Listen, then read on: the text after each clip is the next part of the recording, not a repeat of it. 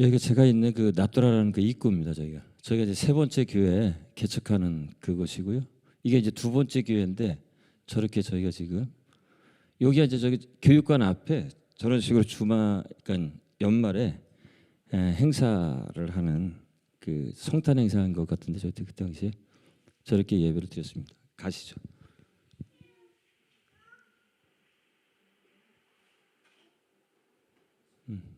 쭉 넘기세요. 제가 말씀드릴게요. 여기 이제 제가 있는 납두라 세 번째 저렇게 산과 아파트 단지가 지어져가는 지역입니다. 이게 두 번째 교회 예배드리는 모습이고요.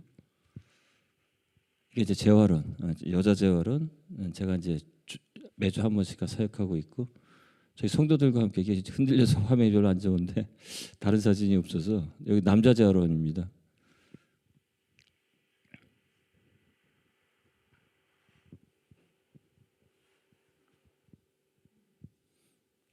그래서 이렇게 이제 가서 저희 성도님들과 함께 재능 있는 분들이 이제 저 이용을 좀 해주시고 여기서 좀 보시면 되겠습니다.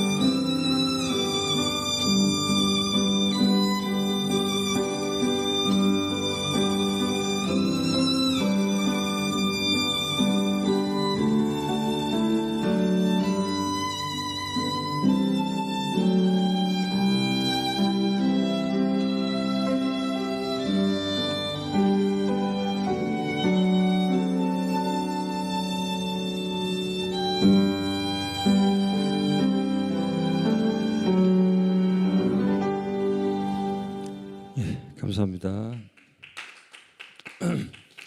제가 저희 5일간 이제 6일차인데 여러분과 함께 이렇게 설교하면서 이 얘기도 하고 저 얘기도 하니까 뭐 하시는 분 같긴 뭐 하시는 분 같은데 뭔지 잘 이해가 못 하실 거 가지고 그림으로 잠깐 제 사역을 보는데 저는 이제 멕시코에서 원래는 교회를 개척할 생각을 갖고 들어가지는 않았었어요. 선교사로 들어가면서 단지 이제 원래 재활원 사역은 제가 그 이전에 신학교 들어가기 이전에 이미 교회 개척 지금 딱 9년 차인데 한 16년 전부터 이미 집사 때부터 제가 재활원에 복음 사역을 하고 있어서 복음 전하고 거기는 선교사들 돕겠다는 그런 이제 생각을 갖고 이제 멕시코를 다시 들어갔는데 그러니까 하나님의 발걸음은 우리 생각과 다르신 것 같아요. 저희가 기도 제목을 놓고 막 하더라도 그분이 또 다른 생각이 있으시면 더 좋은 걸로 우리한테 베푸시는 분이시니 1년쯤 지나고 이제 발걸음 이렇게 가다 보니 그분이 또 제게 그 교회 개척에 대한 그 마음도 주시고 해가지고 그러다 보니 이제 9년 전부터 제가 교회를 개척하기 시작을 했어요. 그래서 여기는 지금 일교회 사제는 안 나오는데 제가 지금 세 번째 교회를 저게 이제 같은 도시예요. 같은 다 신도시인데 점점 그 개발되어져 가면서 안으로 자꾸 들어가서 마지막 세 번째 교회는 거의 그냥 산속까지 들어와 있지 않습니까? 그 무지개 뜬 곳이 입구인데 거기서부터 제 3교회까지 가려면 차로 한 10분 이렇게 들어가야 돼요. 꽤 큰 도시가 형성이 된 거죠. 그래서 이제 그 세 번째 교회를 개척하고 있고 지금은 이제 조금 두 번째 교회 문제가 좀 있어가지고 제가 두 번째, 세 번째 교회를 주일날 세 번째 교회 예배를 드리고 메뚜기처럼 두 번째 교회를 띄어서 두 번째 교회를 예배를 지금 인도하고 있고 제가 그러니까 두 번째 교회를 개척하기 전까지 재활원 사역은 10년간 계속 했었습니다. 하다가 두 번째 교회를 혼자 개척하기 너무 힘들어가지고 제가 이제 재활원 사역은 매주 가는 걸 좀 홀드를 시키고 이제 그만한다고 이제 그만뒀는데 작년에 그럼에도 이제 관계는 계속 맺고 있었어요. 1년에 한 두세 번은 가서 제가 복음을 전하고 이제 식사 제공을 하면서 우리 성도들하고 교육도 시킬 겸 데리고 가서 그렇게 이제 사역을 하다가 작년 9월에 이제 여자 재활원을 갔는데 갑자기 밥 먹다 교제하는데 한 자매를 만났는데 1년째 거기를 여자분인데 1년째 마약 때문에 그 안에 있는 분이세요. 18살도 또 마약을 해가지고 이제 25이래요. 이제 7년쯤 계속 마약을 한 거죠. 그래서 하여튼 본인 말로는 뭐 좀비 마약까지 한지는 모르겠는데 하여튼 마약이란 모든 종류는 다 섭렵을 했다고 그러더라고요. 근데 그분 얘기를 이렇게 나누다가 돌아왔는데 기도하는데 계속 마음을 다시 주시는 거예요. 가야 되나? 그러니까 가서 다시 복음을 전하라는 겁니다. 그래서 하나님 5년 전, 6년 전에 저는 이제 재활원은 더 이상 가서 복음 전하는 걸 제가 안 한다고 하고 이 목회만 지금 이렇게 개척만 하고 있는데 이 마음 주시는 건 또 무슨 의미입니까? 라고 여쭤보고 하는 중에 제가 처음 멕시코를 갔을 때가 이렇게 기억이 떠올랐어요. 기도 중에 그게 어떤 뭐였냐면은 나는 이제 복음 전도자로 여기 왔다는 거를 나의 정체성은 영적 아이디는 복음 전도자라는 그게 불현듯 떠올랐습니다. 하나님께서 다시 한번 기회를 주시고 또 다른 복음을 전할 수 있는 기회를 만들어 주시는데 내가 이걸 안 가면 안 되겠다 이제 순종하는 마음으로 저야 이제 재활원하고는 가까우니까 가서 이제 그 일주일에 좀 어려운 시간대 사람이 필요한 프리처가 필요한 그 시간에 나를 좀 넣어주면 내가 이제 매주 와서 복음 전하겠다 해서 다시 이제 그래서 이제 9월 이후에 그 이후에 이제 매주 금요일 날 다시 또 재활원을 가서 이번엔 여자 재활원. 이유는 하도 남자 형제들하고 그냥 골머리를 써가지고 그냥 징그러워서 제가 이제 여자분들은 어떤가 한번 이분들도 그만큼인가 아닌가 좀 시험 좀 해보려고 제가 여자 재활원을 가서 매주 금요일 날 지금은 전하고 있어요. 그래서 크게 보면 제가 하는 민수는 이제 교회 개척 사역 그리고 재활원에 가서 이렇게 복음을 전하는 복음 전도자라서 그런 사역을 지금 하고 있고요.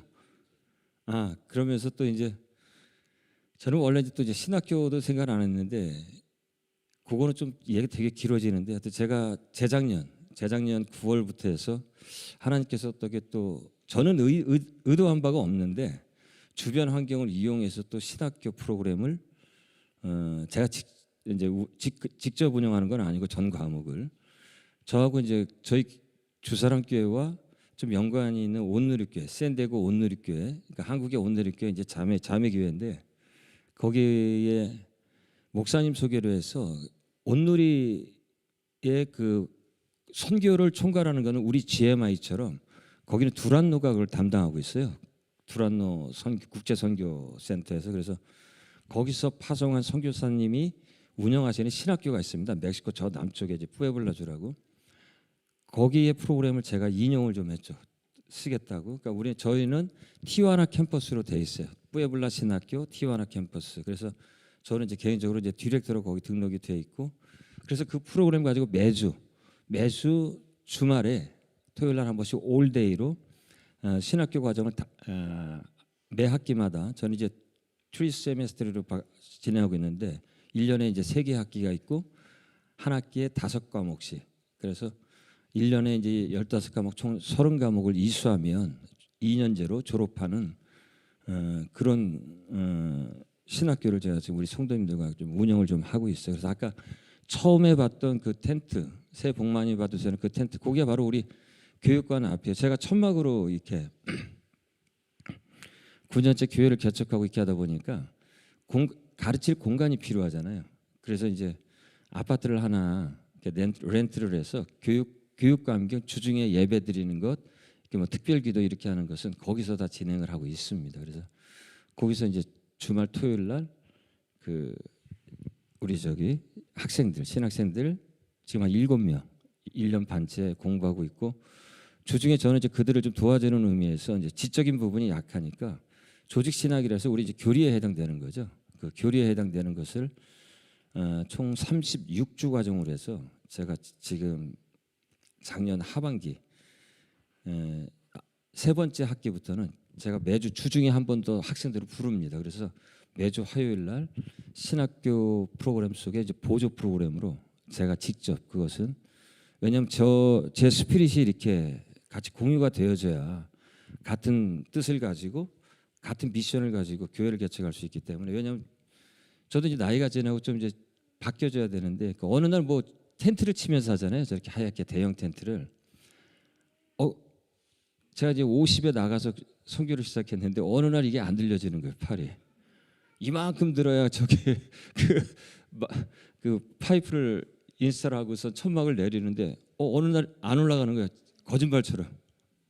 그러니까 50견이 온 거예요. 제가 50견이 와가지고, 그래서 이제 제가 그 다음부터는 이제 기도를 했던 게 좀 건물을 좀 예배 초소를 할 수 있는 걸 좀 주십시오 해서 징계 두 번째, 그 가건물 같이 그것도 왜 가건, 이왕 질라면 다 막아버리지 왜 가건물 같이 이래졌습니까? 캐톨릭 그 주민들이 워낙 저희 교회에 좀, 그러니까 그 주민까지 동의를 다 받았는데 저희가 그냥 들어가서 저렇게 그냥 예배 드리는 것이 아니라 그 동네에, 그러니까는 아파트 한 단지의 전기료를 저희가 부담을 하고 있어요. 한 달에 한 100불 정도 이렇게 나오는데, 그러니까 100불을 주고 그 땅을 쓰는 거죠. 공짜가 아니고. 그런데 대신 이제 그 주민들이 동의를 얻어야 되는데, 그 중에 극렬 반대하는 가정이 한 3-4가정이 있었어요. 그러니까 이제 공사만 하고 와가지고 맥주 먹다가 맥주병 집어던지고, 너희 이거 벽돌 한 장 올라갈 때마다 그날 밤에 다 부서질 줄 알아 그러면서 협박하고, 그래서 다른 문제도 아니고 이게 종교적인 문제잖아요.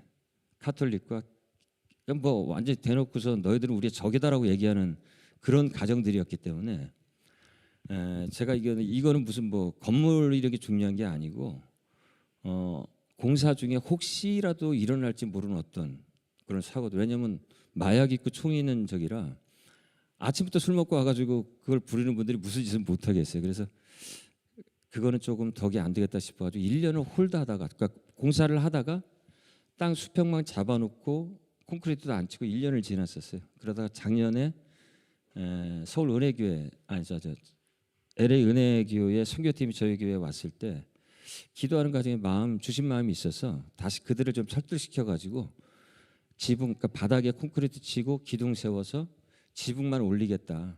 그리고 너희들은 그냥 그 오픈된 공간에서 너희들이 활용할 수 있으면 파티를 하든 주중에 그건 알아서 하고 우린 좀 쓰겠다 해서 그까지만 또 허락을 받아가지고 저렇게 만들어 놓은 거예요. 그래서 사실은 올해 이제 기도 제목 중에 하나가 다 막아야 그래도 그 공간이 제대로 다른 미니스트리를 할 수 있는 공간으로 활용되어지기 때문에, 여러분은 저에 대해서 기도해 주도 그거 하나만 기도해 주시면 돼요. 그게 예쁘게 교회 하나 완공이 되어질 수 있게끔 그렇게 좀 기도해 주시면 될 것 같습니다.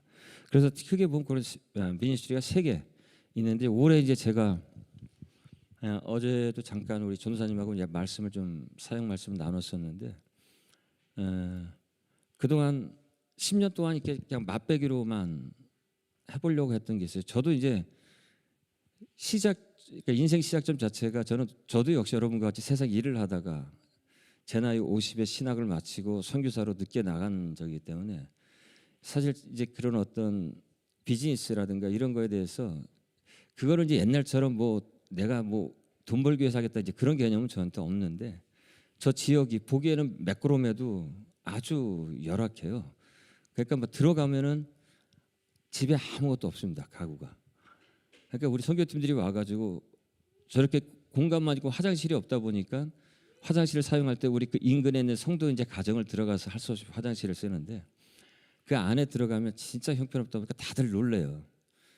실제 또 그들의 삶이 그렇고, 그리고 또 멕시코만의 특유의 그런 어떤 이런 그 성적인 어떤 문란함 이런 걸로 인해서 그 아이들을 뭐 셋, 다섯을 그냥 혼자 이렇게 키우고, 저 지역은 나이 40에 할머니 안 되면 이상한 동네입니다. 나이 많은 할머니 할아버지가 안 되면 그 가정은 이상한 가정이에요. 뭔가 문제 있는 가정인 거예요. 뭐 애가 없거나 아니면 뭐 진짜 뭐 무슨 문제 있는 가정이지 정상적인 가정이 아니에요.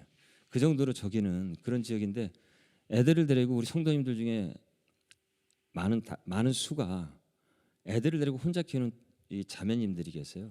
그래서 이제 그분들을 위해서 좀 뭔가를 해야 되지 않겠나 하는 생각이 좀 들고 또 하나는 제가 작년에 처음으로 이제 재작년부터 이제 멕시코 남쪽에 좀 구경 삼아 뭐 미션거리 뭐 할 겁나 그런 걸 삼아서 이렇게 좀 다니고 있는데 다니던 중에 그 봤던 게 뭐 익히 알고 있는 사실이지만 정말 그 멕시코의 목회자들이 열악해요.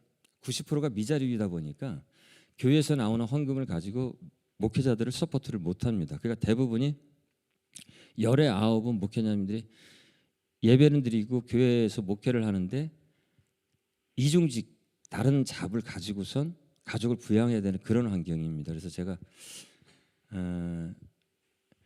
저렇게 좀 어렵게 사는 시골 목회자님들의 아이들을 좀 도왔으면 좋겠다라는 그런 마음이 좀 작년부터 생겨서 그 우리 교회 그 자매님들 이제 그런 거에서 올해부터는 지금 사실 기도 중인데 뭐를 하겠다는 것은 지금 이렇게 플래닝은 제 머릿속에 다 들어와 있어요. 다 들어와 있는데 이번에 이제 한국 들어갔다가 돌아가면 그 일들을 좀 시작할까 합니다. 그래서 제가 어저께 기도 제목 여러분이 주신 기도 제목을 이렇게 기도하다가 이 가운데 감동이 오신 분이 제가 좀 있어요. 그래서 제가 좀 진행이 되고 나면 그분께 좀 설명을 드리고 좀 연결이 좀 될 수 있는 부분이 좀 있을 것 같아가지고 그래서 이제 그게 제가 이제 올해부터 어나더 10년을 제가 만약에 사역을 한다면 하나님이 제게 생명을 언제까지 주실지 모르겠지만 그 목회자의 자녀와 우리 교회의 2세들 좀 대학 보내는 게 소원입니다. 공부시키는 게 소원이에요. 왜냐하면 예전에 한국같이 대학을 나오면 인생이 바뀌어요. 멕시코는 뭐 받는 샐러리가 뭐 비교가 안 될. 제가 말씀드렸듯이 일반적으로 대학을 안 나오면 그냥 주말에 봉급 받아서 주급 받아서 그냥 먹고 내고 맥주 뭐 식스팩 12팩 사다가 좀 파티하는 그런 거밖에 안 되는데 대학을 나오면 파티의 분위기가 달라지는 거예요. 제가 얘기했잖아요. 그런 삶을 좀 우리 아이들에게 좀 제공을 했으면 좋겠다. 그럼 교육밖에 없다는 생각이 들어서 그렇다고 제가 뭐 학교 세울 그런 마음은 없고요. 외국인이라 세울 수도 없지만은 그 있는 시설을 이용해서 사회적 환경을 위해서 그들에게 진학할 수 있는 그런 어떤 도움이 좀 됐으면 좋겠다 그래서 그냥 뭐 선교사니까 이렇게 펀딩하기 위해서 뭐 예를 들어서 뭐 여기 와서 교회 와서 좀 도와주십시오 할 수도 있겠지만은 그거보다는 저는 제가 예전에 세상에서 그래도 이렇게 직장 생활하면서 또 제가 개인 사업체를 운영하면서 경험했던 것을 하나님께서 좀 써주십시오 하는 그러한 좀 마음이 좀 있어서 그러니까 소위 말하면 저는 원래 자비랑 선교사 손들고 나갔었고요. 그래서 그런 비즈니스 영역이 교회와 연관되어져서 진행이 됐으면 좋겠다라는 그런 좀 생각이 있어서 올해 이제 큰 기도 제목 중에 하나가 바로 그 영역이 좀 있습니다. 그래서 거기는 제가 책임질 테니까 여러분께서는 저 교회 담벼락 2개만 막으면 됩니다.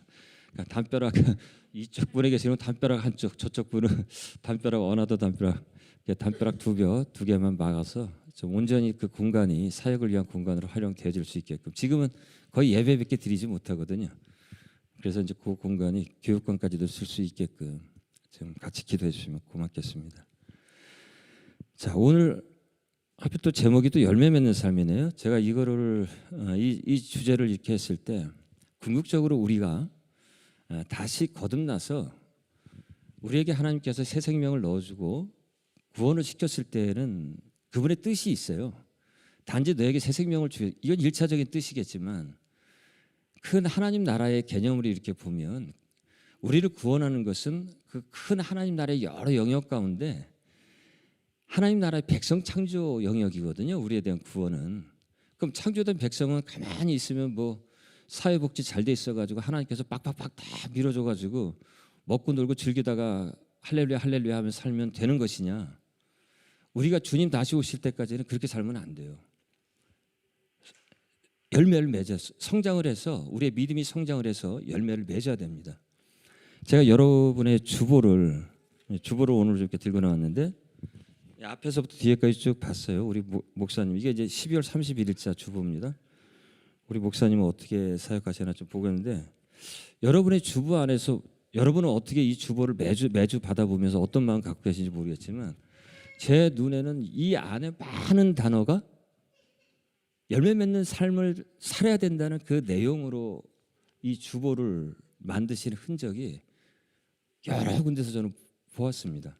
그 얘기는 뭐냐면 자, 열매라는 것은 누군가가 만들어내야 되는 것인데 우리가 기독교인으로서 우리 교회 커뮤니티 또 큰 그림 속에서 하나님 나라라는 그림 속에서 뭔가 우리가 나중에 주님 왔을 때 주님 앞에 섰을 때 뭔가 드릴 열매를 준비한다는 것은 그분의 제자로서 그분의 증인으로서 이 땅을 살아가는 우리들에게 있어서는 단순한 구원의 감격을 얻고 할렐루야 할 거기서 멈추는 것이 아니라 그것을 시작점으로 해서 열매를 맺기까지 우리는 자라가야 한다는 사실이에요. 그래서 이 요한복음 15장은 아주 극명하게 우리한테 얘기를 하고 있어요. 너 열매 없니? 뭐 한다고요? 잘라서 불에 버린다는 거예요. 이 불이 지옥불일지 아닐지는 저는 모르겠지만 성경의 다른 부분에서 해석하듯 정말 지옥불이라면 저와 여러분이 구원 얻은 사실, 여러분이 갖고 있는 믿음의 확신에 대해서는 저는 부정하지 않습니다. 우리 모두는 천국에 들어갈 수가 있어요. 그러나 이게 만약에 지옥불이라면 내가 갖고 이 땅에서 살아가면서 주님께 드릴 그 열매는 우리가 주님 오실 그 날을 예비한 오늘 이 순간에 이 날들이 과연 어떻게 그분께 평가를 받고 우리가 그분 앞에 어떻게 서게 될 것인가.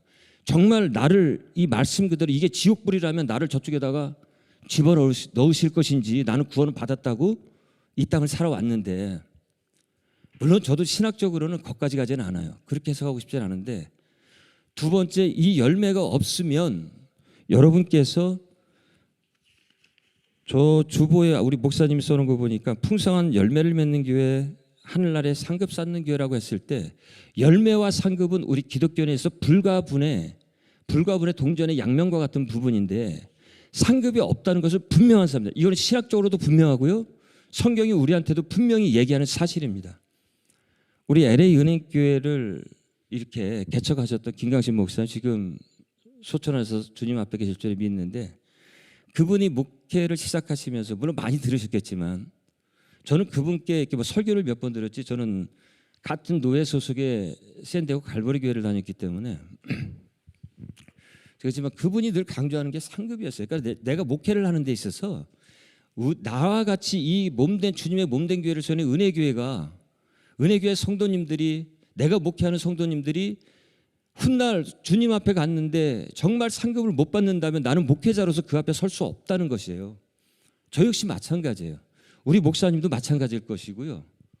그 유전자를 가지고 영적인 유전자를 가지고 저도 거듭나고 그 교회에서 제자 양육을 받고 선교사로 나간 저로서 내가 목회하는 우리 주사랑교회 성도님들이 가난 빈부의 그런 격차를 다 떠나서 내가 목양을 하면서 가르치면서 예수 그리스도의 제자로 살아가지 못하고 열매 없이 주님 앞에 섰을 때 훗날 나야 이 주사랑교회고 내가 했던 사역으로 인해서 열매를 갖고 주님 앞에 드릴 수 있겠지만 그것이 충분하지 않을지는 모르겠지만 주님 보시기에 하지만 우리 성도님들이 열매 없이 그분 앞에 서가지고 단순 구원만 받고 머리마다 그 면류관이 뭐가 하나 없다면 저는 목회 잘했다고 할 수 있을까요? 아니요, 저는 그렇게 생각하지 않아요. 동의하지 못합니다. 그래서 저도 선교 미셔널 처치를 시작부터 강조를 했어요. 가르치기 이전부터 데리고 나가 전도했고요. 물론 개척교회니까 성도님들이 없다 보니까 이제 멤버를 하기 위해서라도 전도를 할 수밖에 없었고 저희가 신도시인데 2만 5천 단지가 제가 들어갈 때 원래 총 2만 5천 가구가 들어오는 단지가 조성되는 지역인데 제가 들어갈 때 한 1만 가구 정도가 들어와 살고 있었어요. 내가 이 1만 가구를 다 뚫고 다니면서 전도를 할 것이고 2만 5천 가구가 세워지면 2만 5천 가구의 모든 문만큼은 이들을 모두 다 우리 주 예수 그리스도에게 인도하면 좋겠다마는 그렇게 못할지라도 나는 이 문들을 두들기면서 전도할 것이라고 작정을 하고 들어갔어요. 실제 그렇게 하고 있습니다. 그래서 저는 또 데이터까지 얻느라고, 왜냐하면 통계를 좀 내기 위해서, 우리가 열매와 상급은 동전의 양면이라는 거 절대 잊지 마시고요. 우리는 주 예수 그리스도의 심판대 앞에서 성경이 말하듯 반명히 우리가 행한 바를 가지고 금인지 은인지 동인지 나무인지 풀인지 그 태움을 받는 것처럼 비유적 언어이지만 반드시 우리의 삶의 행위적 내용들을 가지고 주님 앞에서 평가를 받는 날이 분명히 있다는 것은 성경이 기록하는 거 꼭 잊지 마십시오. 그래서 성경은 두 개의 심판대를 이야기하는 거예요. 종말에 예수 그리스도가 오실 그날에 있을 그리스도의 심판대, 저와 같이 믿는 자들에 대한 심판대, 상급에 대한 보상에 대한 결과가 이루어지는 그 심판대가 한 번 먼저 있고요. 그분이 이 땅에 오셔서 천년왕국을 이룬 후 마지막에 있을 백보자 심판은 저와 여러분과 같이 믿는 자들이 가는 천국을 갈 것이냐 불못으로 갈 것이냐는 심판, 백보자 심판, 이 두 심판대가 반드시 종말에 이루어질 것이라는 것은 성경이 우리한테 이야기하는 바이기 때문에 제가 여러분한테 겁박하고 협박하는 것이 아니라 우리는 우리의 삶으로서 그 열매를 준비하는 그 삶을 살아가야 되는 거예요. 그 상급을 주기 위해서 저와 여러분을 구원시키시고 회복시키신 줄을 믿습니다. 그래서 저는 사실 성경을 구원사적인 개념보다는 조금 더 확장시켜가지고 하나님 나라의 그런 개념으로 이 성경을 해석을 하는 것을 제가 쭉 지금까지 아직까지 내가 글자 한 장 못 썼는데 자료만 모으면서 10여 년간을 그 하나님 나라에 대한 신학을 제가 대결해서 강조를 많이 해요.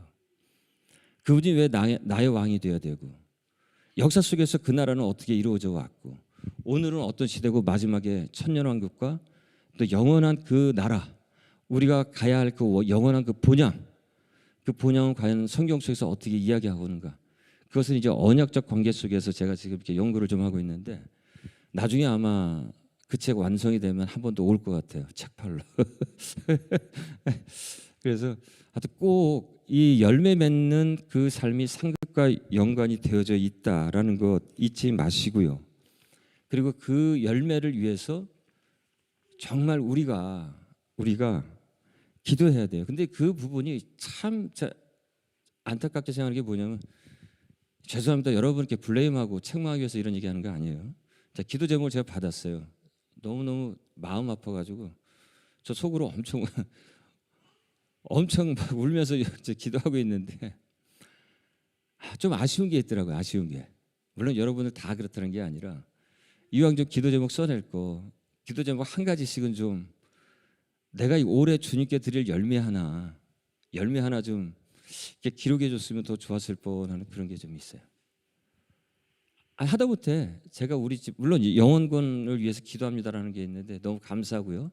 그렇게 저한테 주신 분들 감사하고 최소한 내가 이웃집에 누구만큼은 좀 기도하고 있습니다. 그래서 여러분 우리 기도가 사역으로 전환되기 위해서는요, 간구를 넘어서 사역으로 전환되기 위해서 기도의 마지막을 항상 여러분 전도 대상자를 놓고 기도를 하셔야 돼요. 내 기도가 사역이 되기 위해서, 이것이 열매를 얻기 위해서는 이 기도를 통해서 기도의 마지막은 여러분의 모든 간구 끝나고 나고 교회에 대한 간구 끝나고 나서 꼭 전도 대상자 하나만큼은 여러분의 마음에 품고, 많으면 많을수록 다다 익선인데 마음에 품고 꼭 기도하세요. 그 여러분의 1차적인 사역을 할 수 있는 가장 심플한 사역이에요. 내가 교회를 위해서, 하나님 나라를 위해서.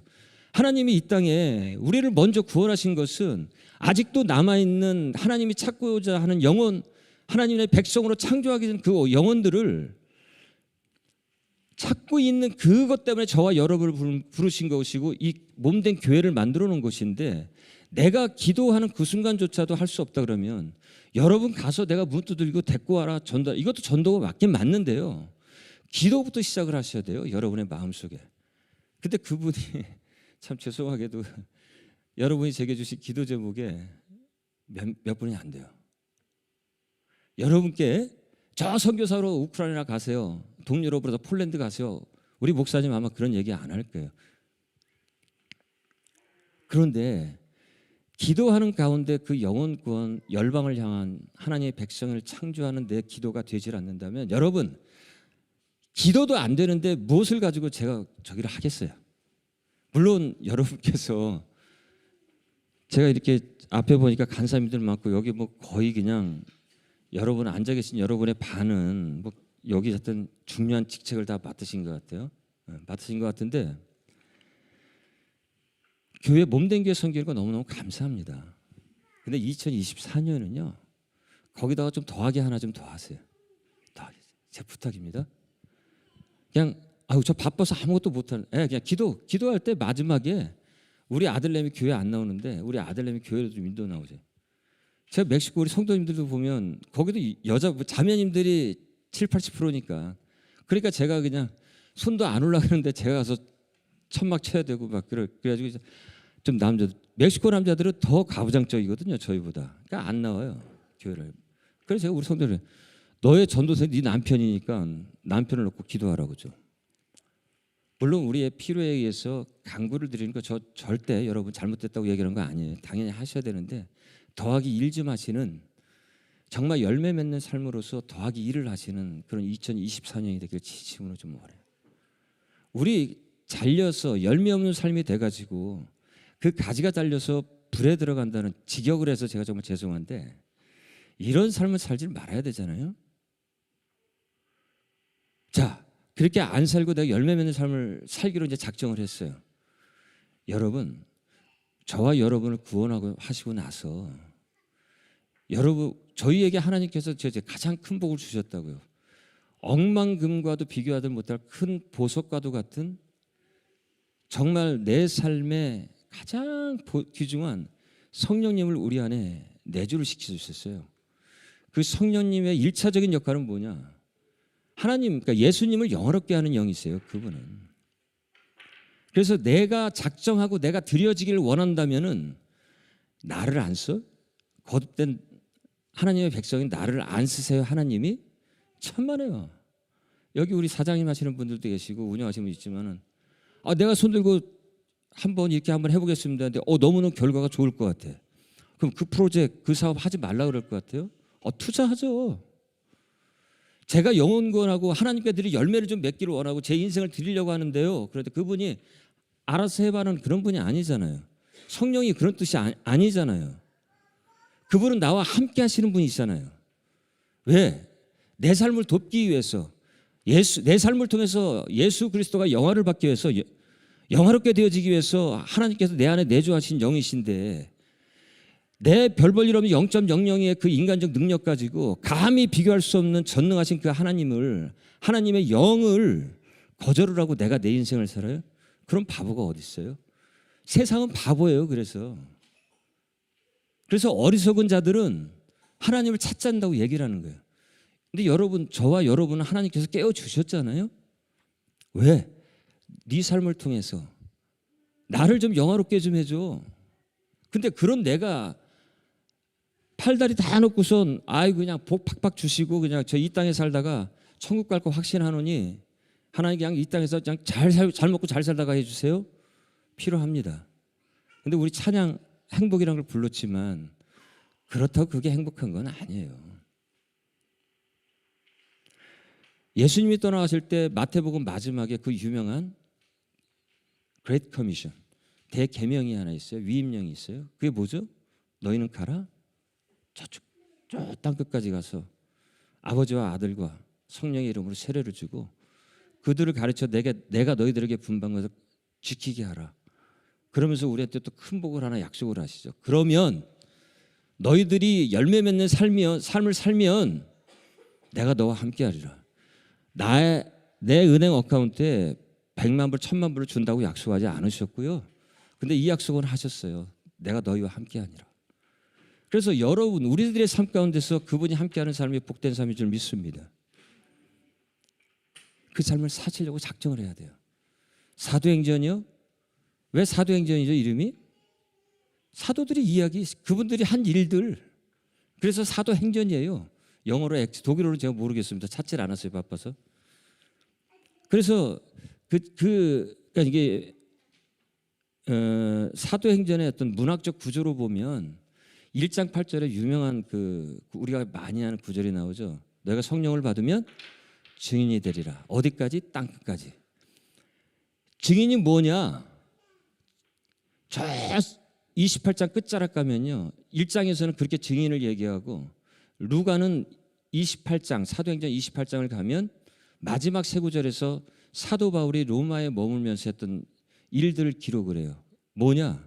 두 가지예요. 그분이 하셨던 게 하나님 나라의 복음을 전하고 예수 그리스도를 가르친 일을 한 거예요. 가르치신 일. 우리가 왜 배우냐? 가르치기 위해서 배우는 거예요. 내 머리에 지식 쌓기 위해서 배우는 게 아니고요. 여러분 모르니까 가르쳐 주는 게 아니고 그 몰랐으니까 배워 알아 가서 가르치라고 우리 목사님들이나 교회 리더들은 여러분께 가르치는 거예요. 여러분 그걸 배워서 내 머리 지식 차이 가지고 내가 성경인데 좀 편하다 필요합니다. 거기서 한 걸음 더 나가셔서 증인된 삶을 살기 위해서 하나님 나라의 복음을 전하고 전도하고 선교하며 이 하나님 나라의 백성을 가르치는 제자를 양육하는 일을 하라고 저희를 부르셨다는 거예요. 그래서 내가 너희 안에 내 성령을 부어줬다는 사실입니다. 그거를 우리가 역사적으로 볼 수 있는 게 그게 사도행전입니다. 예수의 제자들이 또 그 제자들이 가르친 그 제자들이 어떻게 이 땅을 살아갔는지를 초대교회에서 가르치고 이거 이야기하는 것이 행전이에요. 그래서 액트입니다. 스페인어는 애초 그런데 뭐냐면 행한 것, 그들이 행한 것입니다. 행한 것. 여러분은 무엇을 써내려가죠? 온누리교회 유명한 저기가 액트 29이잖아요. 그 교회가. 우리 은혜교회식으로 얘기하면 여러분들 이 첫 장에 갖고 있는 김강신 목사님이 목회 사역부터 진짜 가슴에 새기면서 했던 주님의 지상 명령을 수행하는 선교하는 교회. 저희 갈보리 교회는 주님의 지상 명령을 선교를 마무리 짓는 교회예요. 한술 더 떠가지고 우리 한경 목사님 지금 은혜교회 그 한경 목사님은 그러니까 그걸 지금 가져가셨어요. 그러니까 은혜교회 올라가시면서 그래서 갈보리 규모도 저기보다 작으면서 니네가 어떻게 지상 명령을 다 마무리 져 그랬더니 우리는 할 수 있습니다. 그래가지고 기도할 때마다 주님의 지상 명령을 감당하기 원합니다. 마무리 짓기 원합니다. 하면서 그 유전적 영적 유전자가 제 안에 들어오다 보니 저도 거듭나고 제일 먼저 저는 장로 되고 싶지 않았어요. 근데 선교사는 되고 싶었어요. 그래서 집사님 당신 꿈이 뭐예요? 저 선교사 되고 싶어요. 나중에 선교사라고 불림을 받기 원합니다. 그래서 그렇다고 내 신학 공부해서 그런 게 아니라 거듭나고 나서 교회 막 선교하면서 정말 말이 씨가 된다고 선교사로 만들어 주셨어요. 감사하죠. 선교라 우리 목사님도 한인 목회를 하시지만 사실은 유전적으로는 선교사예요. 이분도. 그러다 보니 저렇게 막 이방인들 마음에 품고 기도하고 여러분께 갑시다 하는 게 이분도 유전자로는 선교사기 때문에 여러분께 그렇게 강연. 제가 지금 거의 좀만 시간 오늘 되시죠? 바쁘신 분은 좀 듣다가 가셔도 됩니다. 좀만 좀 두세요. 제가 7시까지만 제가 채울게요. 오늘 뭐 또 행사도 있는 것 같은데 죄송합니다. 우리에게 그 유전자가 영적인 유전자 여러분들도 꼭 있길 바라세요. 물론 여러분 뚜레스 디아스 다녀오시고 그레이스 인카운트를 통해서 내가 정말 거듭나고 내 삶의 문제가 해결되면서 정말 주님의 그 기도 제목 가운데 정말 많은 분들이 정말 올해 좀 기대가 돼요. 우리 은혜교회 그 작정하신 분들이 많은데 좀 구체적으로 저도 회사를 다녔지만은 사업 계획을 짭니다. 그럼 사업 계획 1조가 그거예요. 뜬구름 잡지 말고 계량화해서 네 플래닝을 하라 그래요. 그게 사실 경영학의 1조거든요. 내가 플래닝을 하는데 나중에 내가 1년이 지나서 평가를 받기 위해서 고가를 받기 위해서 내가 한 업무의 실적을 가지고 평가를 받아야 되는데 뜬구름 잡듯이 저 길거리 가서 전도할 거예요. 그런 게 아니라 계량화를 시키라는 거예요. 전도 5명을 하겠습니다. 누구누구를 하겠습니다. 아니면 제가 TD로 어디 올해 그동안 한 번도 가보지를 못했는데 정말 달러에 달러빚을 내고 휴가에 휴가를 내서라도 한번 가보겠습니다. 그래서 그걸 경험하고 제가 제 삶을 돌보겠습니다. 그레이스 인카운트를 제가 봉사자로 들어가서 이런 좀 수치화할 수 있게끔 계량화할 수 있는 눈에 비저블하게 보일 수 있는 플래닝을 좀 세우세요. 너무 감사해요. 너무나 이 정도 훌륭하죠. 훌륭한데 우리 은혜교회는 좀 달라야 되지 않겠습니까? 능력 있는 오철희 목사님께서 또 우리 이문희 사모님께서 사역하시는 곳인데 많은 국제총회 안에 교회 가운데서 저는 2024년은 진짜 강소교회가 됐으면 좋겠어요.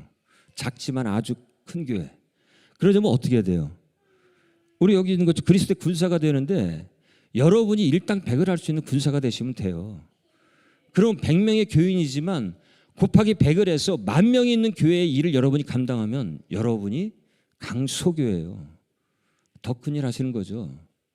작으면 요만큼밖에 못하고 커야 천만에요. 저 조엘 오스틴이 미국에서 제일 목회하는 교회가 휴스턴에서 제일 큰 교회입니다. 미국에서. 거의 뭐 5만 명, 6만 명 얘기를 해요. 대형 체육관 빌려가지고 5만 명, 6만 명 예배 들어놔도 그 일대 나올 때 빠져나올 때 고속도로가 막힘 트래픽이 만들어지는데 그럼 뭐 하겠습니까? 그 동네 주민들 불편만 줄 뿐이지 복음이 없는 교회, 예수 그리스도가 없는 교회, 전도와 선교를 안 하지는 않겠지만 교회니까 그 교회 수준에 그거 감당하면서 내 할 일 다 하고 있다? 그리고 여러분 형통하게 사세요. 이걸 얘기한다고 그게 복입니까? 천만에요. 성경은 달란트를 얘기를 해요. 자, 내가 너한테 5개를 줄게. 주인이 줘요. 3개 줄게. 2개 줄게. 그리고 먼 나라를 떠났다가 다시 온다고 합니다. 우리 주님께서 다시 오실 거예요. 여러분과 저에게는 내가 알든 알지 못하든 나를 거듭나게 했을 때 그분의 뜻을, 그분의 행하실, 나를 통해서 행하실 그 일을 우리 안에 심어주신 분이세요. 여러분 안에는 이미 심겨져 있어요. 그래서 교회는 미셔널 처치가 돼야 되는 것입니다. 이거를 확인하는 5개, 3개, 2개를 맡겨놨는데 예를 들어 제가 목회자니까 여러분들에는 교회를 많이 하잖아요. 여러분들보다 많이 하죠. 당연히. 근데 예를 들어서요. 여러분들에게 2개를 맡기고 저를 5개 맡겼는데 여러분은 2개를 다 충실히 이행을 하시고 주님 오실 때 주님 여기 있습니다라고 그 열매를 드리면 2배를 만들어서 드리면 너는 착하고 충성된 종이라고 칭찬을 들으시는 거예요.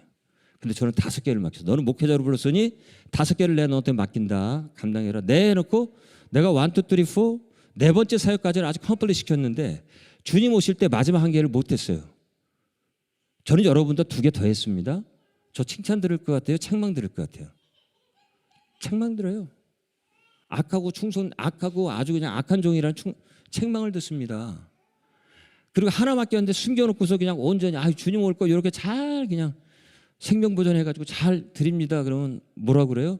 뺏어버려가지고 많이 한 사람한테 준다는 거예요. 이게 성경적인 상급의 원리예요. 우리가 열매를 맺을 때 왜 열매를 맺어야 되냐? 1번 그분을 영화롭게 하기 위해서. 그래서 웨스트민스터 1조는 분명히 얘기해요. 사람 네 인생의 목적이 뭔지 아니? 그 하나님을 즐거워하고 그러니까 행복하게 살아야 돼요. 감사하며 살아야 돼요. 어려워도 찬양할 줄 알아야 되고 내가 공공하게 살아도 가진 건 없지만 내가 가진 것 작은 것으로 나눠줄 수 있는 그런 마음이 좀 행복해야 되고요. 그분을 영화롭게 하라. 이게 2번째입니다. 그래서 우리는 열매가 있어야 돼요. 이것이 인간의 본분이라고 웨스트민스터 대요리 소요리 문답의 1번의 첫 번째 질문이 바로 이것입니다. 네 인생의 목적이 뭐니? 하나님을 기뻐하고 그분을 영화롭게 하라. 기뻐하시는 건 우리가 할 수 있으니까 하시면 되는데 그분을 영화롭게 하라. 무엇을 가지고 하시겠습니까? 2024년은 그 부분에 대한 도전을 제가 좀 도전의 씨를 이 시간 좀 던지길 원합니다. 여러분 책망하는 게 아니에요. 훌륭해요. 정말 우리 목사님도 와서 제가 얘기 듣고 있기 때문에 저도 좀 아는데 감사합니다. 그런데 여러분에게 만약에 나한테 5개를 맡겼는데 내가 2개를 하면서 다 하고 있다고 생각하는 건 아닌지 또 여기 이 가운데 또 큰 꿈을 갖고 계신 분이 있어요. 사업을 통해서 또 하시는 일들을 통해서. 근데 4개, 5개를 맡겨놨는데 내가 3개를 꿈꾸고 있는 건 아닌지 물어보시면서 나는 아직까지 정말 내 문제를 가지고 목사님 이것 좀 기도 좀 해주세요. 이것 좀 해주세요. 이렇게만 그냥 했는데 내 신앙은 지금 어디까지 자라서 열매를 맺을 준비가 됐는지. 한순간에 이루어지지는 않아요. 열매는. 근데 예수 안에 있니? 라고 하면 그분이 해주신다는 거예요. 여기서도 그리스도 아니에요. 저기 몇 절이죠? 마지막 구절에 7절에 보면 너희가 내 안에 내 말이 너희 안에 거하면 무엇이든지 원하는 대로 구하라. 그리하면 이루리라. 너희가 열매를 많이 맺으면 내 아버지께서 영광을 받으실 것이요 너희는 내 제자가 돼. 누가 제자? 열매 많이 맺고 내가 준 대로 열매를 갖고 오는 너희들이 내 제자야.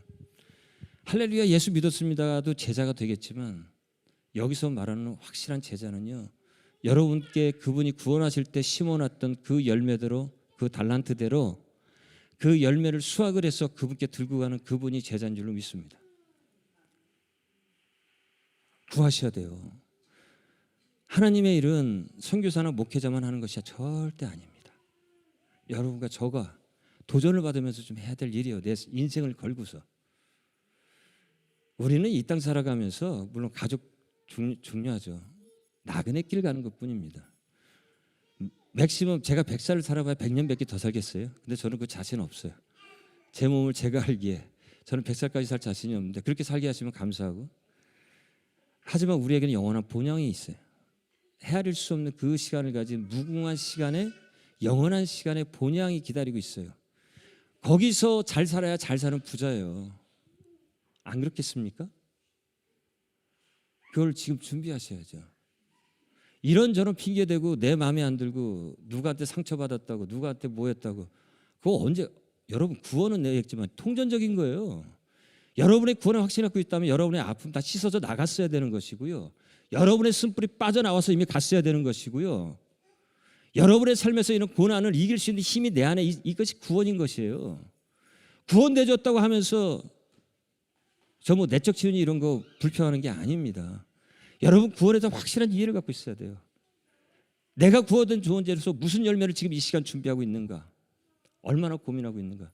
더 이상 2024년을 시작하면서 정말 이영호, 멕시코의 촌에서 온, 촌이잖아요, 촌에서 온 이영호 선교사가 대도시에 정말 힘들게 사시지만 그래도 대도시에 계시는 여러분께 도전적인 말을 한마디 한다면 올해 꼭 열매 맺으십시오.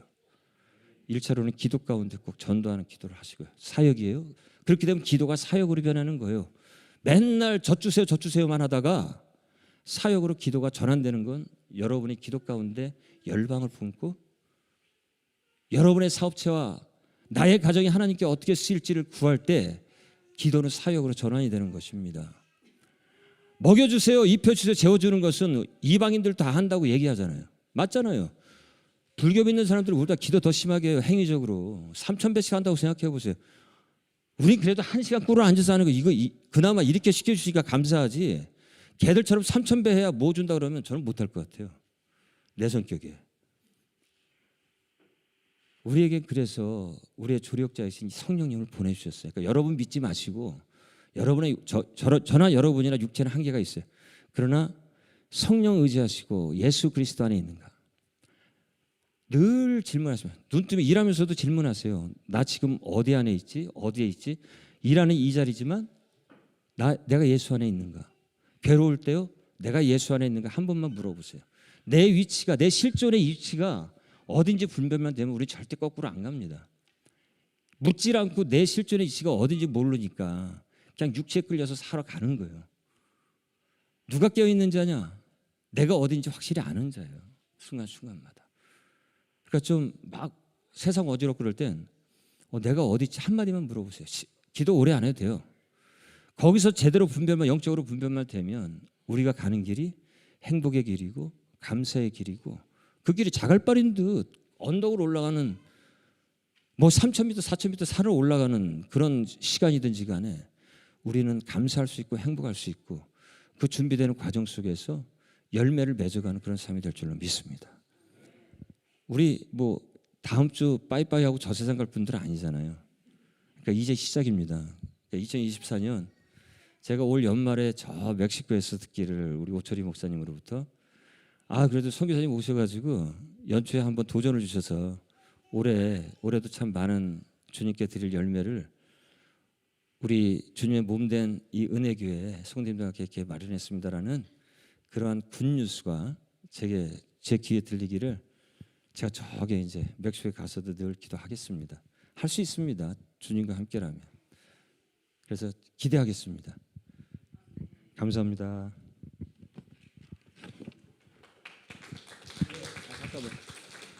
다시 한번 새해 복 많이 받으 인사할게요. 새해 복 많이 받으십시오.